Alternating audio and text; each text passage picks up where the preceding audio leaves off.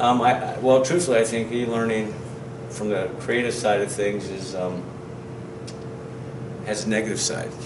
I think e-learning, after a certain point of once people have been introduced to some of the basic concepts and principles of graphic design and fine arts and things like that, that they could actually use the internet or the computer. But unfortunately, most computers are set up for cut and paste. I'll give you an example. In my yearbook classes, they've been trying for years, Justin's been trying for years to get me to go onto their server and let my kids just drop pictures in and pick the layouts and pick the pictures and just go cut and paste. Well, if you do that, the kids don't understand how to design or develop a page from scratch. They don't know how to use Photoshop. They don't know how to use InDesign. They don't know how to use any of these programs that are a little deeper programs that you're not going to find on the internet in most cases. So from a graphic design standpoint, it's limiting.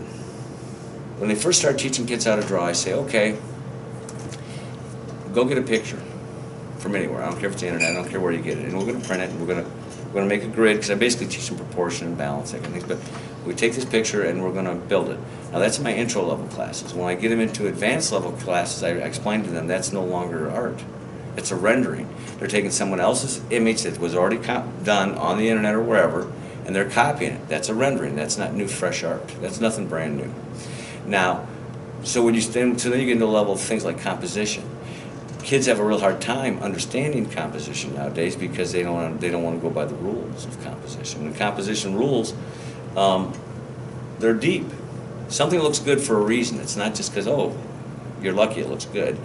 The human, they've been studying for 500 years what makes people think this looks good, this looks bad, the aesthetic values, those kinds of things.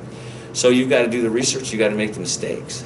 You've got to go through the compositional models and start learning why this is wrong and where this is right. The internet it can tell you compositional models, but it's not going to give you, it's going to give you like 4. And there are hundreds of theories in that. Anybody that's been in education knows where it happens is the one-on-one with the student. It could be a student to a student. It could be a teacher to a student. It could be that it's the environment of being around people thinking and talking in education. And e-learning somewhat isolates you from that when you think about it.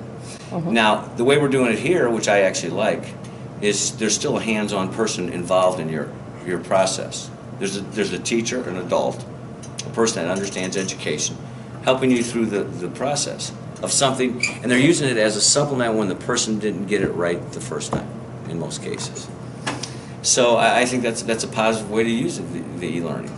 If you got to get past scratching the surface, and I guess that's what the internet does, it gives you the surface, but you got to take it deeper, you got to go past that.